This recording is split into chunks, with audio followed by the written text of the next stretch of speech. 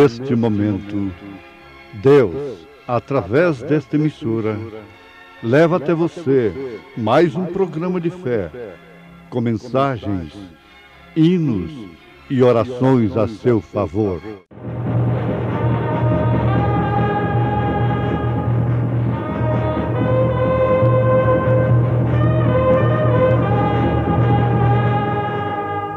Fé para vencer.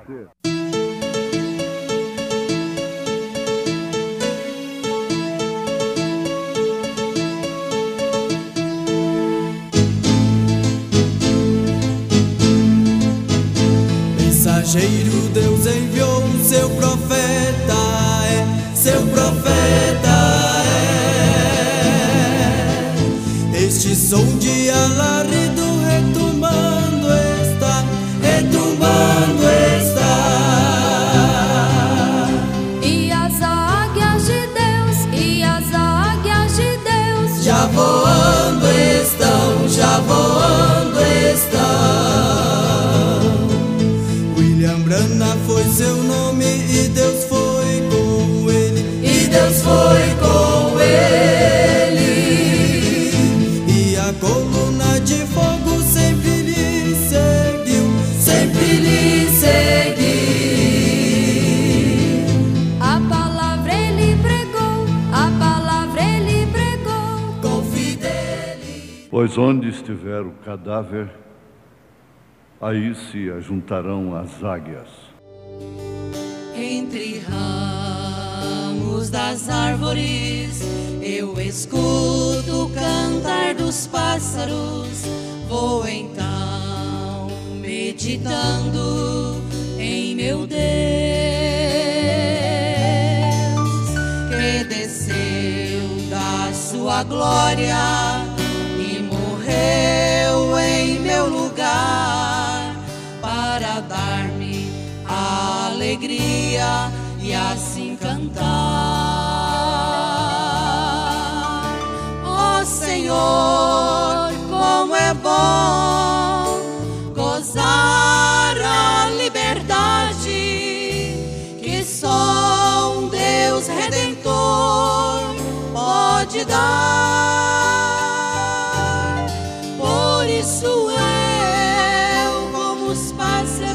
hoje te louvo, é que um dia, como águia, ao teu encontro hei de voar.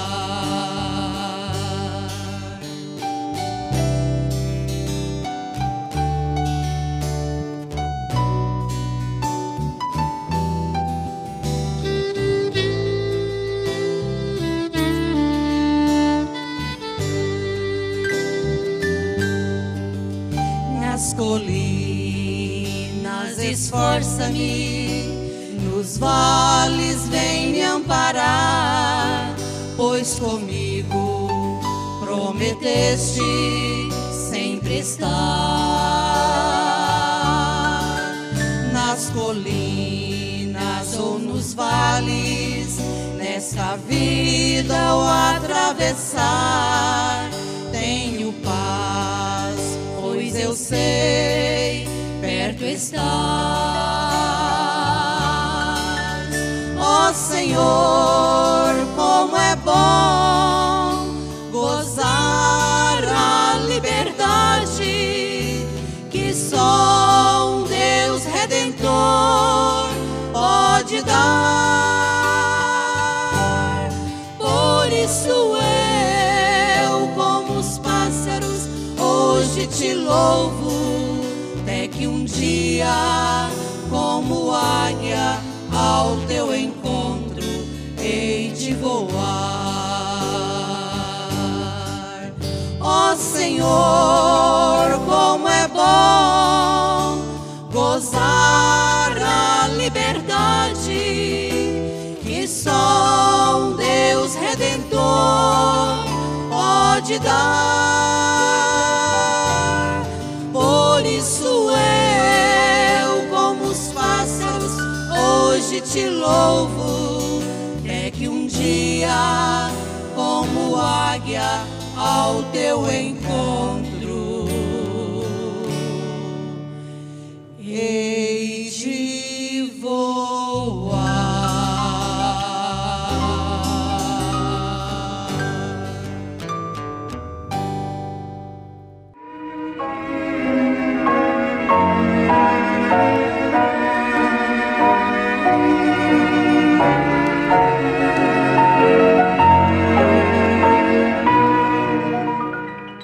Ouvintes, a linguagem de Jesus Cristo sempre foi para pessoas reveladas. Existem interpretações aos milhões sobre tais e tais frases, parábolas de Jesus Cristo. Mas, na verdade, aquilo tem um sentido específico. Os filhos de Deus, como os profetas de Deus, são considerados como águias. E ele estava falando exatamente do ajuntamento das águias, onde deveria estar o alimento próprio para elas. Isso está no sermão profético do Senhor Jesus Cristo, no Evangelho segundo São Mateus, capítulo 24. E nós temos sempre de buscar as Escrituras, desde o Gênesis até o Apocalipse. Combina coisa com coisa, tanto no sentido alegórico, tipo, simbolismo e assim por diante. Mas tudo corresponde. Nós temos o fato de que Moisés atravessou o Mar Vermelho com o povo, libertando assim o seu povo da escravidão, dando-lhe visão de fé, deu-lhe a esperança da promessa, a fé confiante naquela herança da qual você é herdeiro. Moisés foi tirado de cena. Nós sabemos que quem morreu no deserto, segundo as palavras do próprio Senhor Jesus Cristo, pereceu. Mas eu pergunto, Moisés pereceu? Moisés se perdeu, como os murmuradores se perderam? Você não vê nunca mais falar em Coré, Abirão, Datã e tantos outros. Mas Moisés continua. Continua. Até na parábola do rico e Lázaro, lá tem Moisés. No Monte da Transfiguração, lá estava Moisés. A morte do mensageiro não põe fim ao seu ministério. O apóstolo São Paulo está morto, todos os apóstolos estão mortos, os profetas também passaram, mas, no entanto, a obra está aí. O que eles pregaram estão aqui, como também os mensageiros das eras da igreja. Todos já partiram, desde o primeiro até o sétimo. O sétimo é o nosso, é o último, é o da nossa era. A sua morte pôs fim ao seu ministério? Não, não tem como. Moisés atravessou o mar, Josué atravessou o Jordão. Atravessou o mar saindo, Josué atravessa o Jordão chegando. É entrada. Lá era êxodo, aqui é entrada. Toda viagem tem que existir uma saída para existir uma chegada. Pode ser daqui 10.000 quilômetros, você tem que sair daqui para chegar lá. Tem que haver um êxodo para haver uma chegada, uma entrada. Isso não aconteceu sem uma liderança específica de Deus. Quando Deus tirou a Moisés de cena, ele tinha Josué. Desde o Egito ele tinha Josué. Desde o Egito ele tinha Calebe. Isso é muito importante para você se colocar no quadro. O homem físico pode perecer. Jesus morreu no Calvário, mas logo como a primícia dos que dormem, ele ressuscitou. E a cruz permanece até hoje. Então, você tem que abraçar o Evangelho de uma forma determinada, a de sair e a de chegar. Você tem que sair de um sistema para chegar em outro. Eles saíram de um sistema de escravidão para entrar numa terra prometida, em outro sistema completamente diferente. Eles não tiveram que lutar contra os egípcios, o que poderiam fazer com êxito. Mas esse não era o propósito divino. Eles lutaram em Canaã, expulsaram inimigos, possuidores da terra, invasores da terra. Agora, os pobres israelitas estavam quase para voltar ao deserto e cavar as suas próprias sepulturas por ali. Mas Josué estava lá. Ficaria completamente melancólico se Deus não completasse aquela jornada. Mesmo com tantos obstáculos, eles completaram. Agora, nós vamos voltar àquilo que Jesus disse: onde estiver o corpo morto, o cadáver, aí se ajuntarão as águias, para alimentarem juntas. E é o que Deus fez através do deserto. Veja só, com que o povo de Israel, aquele povo que havia saído do Egito, comesse maná. Maná que veio dos céus. Deus cuidando do seu próprio povo. Todos tiveram que comer, obrigatoriamente, circunstancialmente. Não tinham outra coisa para comer. Tanto que houve murmuração exatamente por causa disso. Eles tinham variedades lá no Egito de paneladas de carne, porque o inimigo alimenta para sugar, para ter serviço depois. Ele alimenta a mulher, ele dá para ela vigor. Ele alimenta o homem, ele dá vigor para ele, para ter vigor, para servi-lo. Conta-se que essa gostosa feijoada, principalmente para quem tem colesterol alto, é uma beleza. Como que nasceu esse tipo de comida tão saborosa, tão gostosa, com arrozinho branco, feijão tropeiro, uma laranjinha ali cortada?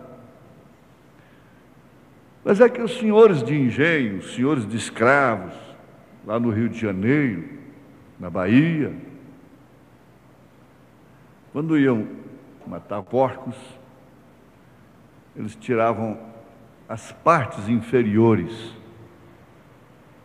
que eles não comiam, pé, orelha, focinho, essa coisa toda, e mandavam fazer misturado com feijão lá para os escravos. E eles ficavam fortes realmente para dar muito serviço. Mas depois eles descobriram que o negócio é gostoso. Pense nisso um pouco. Às vezes tem uma esposa, me dê licença, está comendo a mensagem, mas circunstancialmente, porque o marido dela é da mensagem, ela também foi batizada, mas ela não tem nenhuma revelação daquilo. A mensagem está sendo cansativa para ela. Por isso ela precisa diversificar sua vida. Ela está numa cadeia. Na verdade, ela não está vivendo, ela está vegetando. E até homens mesmo, livres, às vezes vivem circunstancialmente deste maná. Murmurem, no mundo murmuram-se tanto. Por isso, fraqueza em lugar de poder. Deus pega e dá carne, codornizes, nuvens, tudo que eles podiam comer era somente aquilo que Deus desse. Todos se alimentavam da mesma comida, todos beberam da mesma rocha, comeram do mesmo maná, mas nem todos entraram na terra prometida. Não brinque com sua posição. Não deixe se levar por amigos, por esposas, por maridos, por amigas, pela vida de quem quer que seja. Cuida-te de ti mesmo. Por quê? O profeta de Deus recebeu uma ordem de Deus para armazenar alimento. Agora, que tipo de alimento? É esse que nós estamos espalhando para o Brasil e para o mundo. É um alimento espiritual em seu devido tempo. Pense um pouquinho, você adolescente, que simplesmente vive na mensagem porque seus pais são da mensagem. Cada um deve buscar a sua experiência própria com Deus, identificar a sua eleição, a sua predestinação. Foi isso que aconteceu com Josué desde a saída, desde lá, amassando barro. Josué era Josué, Calebe era Calebe, amassando barro, para depois ser Josué, ser Calebe, entrando com o povo na terra prometida.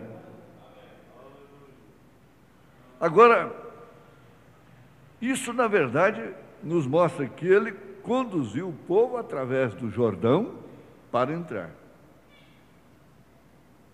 Conduziu o povo à vitória final daquela jornada.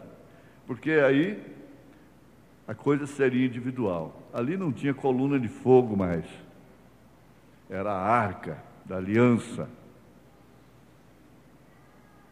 E agora é o seu coração. A arca fala do seu coração.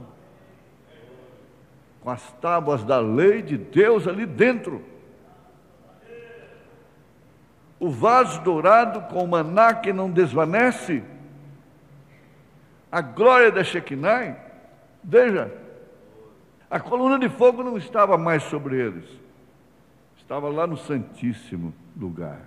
A glória da Shekinah. A luz ininterrupta. Isso é a sua revelação, é o Espírito Santo, que não pode ofuscar. É a vara de Arão, é o sacerdócio, que reverdeceu na madrugada, deu fruto. Isso nos integra mais, nesse corpo místico do Senhor Jesus Cristo. É individual? Sim. Só que onde está o corpo morto, estão as águias coletivamente. Se ajuntam, se unem, porque comem a mesma coisa por natureza. Ah, bom, agora você entendeu. É a sua natureza. É a natureza do porco que faz dele um obeso, Um obeso para morrer, ele come de uma forma desregrada. Eu tenho a impressão que se derramar litros e litros desses refrigerantes gostosos, que as pobres vítimas não podem mais ficar sem eles, os porcos acham bons. Mas eu já dei um refrigerante desse de cor preta para um cachorro que estava morrendo de sede e ele não bebeu. Um cachorro. Que coisa, gente. O reino animal irracional, dando lição para o homem. Com razão, Isaías disse: o boi conhece o seu possuidor, o jumento conhece a sua manjedoura. Mas é segundo a sua natureza que você se alimenta. A minha natureza não aceita galinha com arroz, galinhada, então não come galinhada. A minha natureza não aceita bife de filé mignon, então não come filé mignon. Quem fala isso? Eu acho que todas as naturezas humanas gostam disso. Mas eu vejo homens arrões dizendo: eu não gosto de cebola. Olha só, que coisa. Mas veja só, eu não gosto de Atos 2:38. Minha natureza não dá para isso. Você é abutre, por acaso? Eu não gosto de Malaquias 4, 5 e 6, porque ele promete Elias, e Elias é muito duro, é muito implicante. Minha natureza não dá para essa mensagem, para comer isso tudo. A minha natureza não se dá com esse sétimo anjo de Apocalipse, capítulo 10, versículo 7. A minha natureza não se dá com esse ministério do Filho do Homem. Quer saber de uma coisa? A sua natureza dá com o sistema humano, criado pelos homens. Portanto, sua natureza não se dá com Deus, com o pão do céu. Jesus disse: eu sou o pão do céu. A sua natureza não dá. É a minha natureza não aceita isto, não aceita aquilo. E aí então amontou doutores para si, conforme as suas próprias concupiscências, para interpretar as escrituras que são indigestas. E assim temos um mundo manufaturado, um povo que não tem êxito, não tem vitória, não entra na era do vencedor. Nunca entra na era do vencedor, sempre é do derrotado, é da queixa, é da lamentação, é da murmuração. Nunca levanta os seus lábios, sua voz para dar glórias a Deus, aleluias, pelo que tem recebido da parte de Deus. Por acaso estão prostrados no deserto? Não estão lá no mundo, não estão no Egito, mas não entram na era do vencedor. Deus te abençoou, porque você entrou, nós entramos, Deus me abençoou, Deus nos abençoou, em nome de Jesus Cristo. Amém.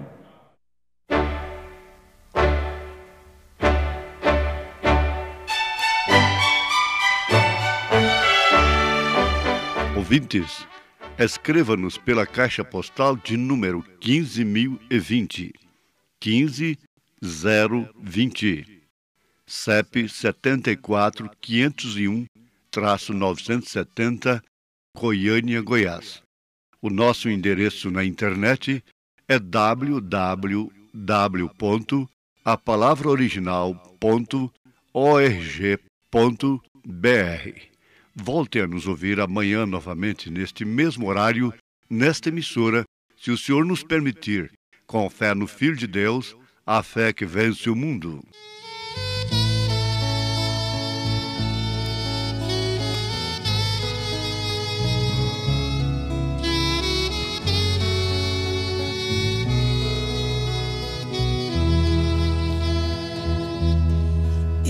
agradeço ao meu Jesus pelo perdão, por nossas vidas e sua grande proteção. Sou grato a Deus por responder minha oração, pelo meu lar e pela paz no coração. Divino Mestre, muito obrigado por tudo quanto a mim tens feito. Receba agora os meus louvores, de inteira gratidão quero que sirva de adoração.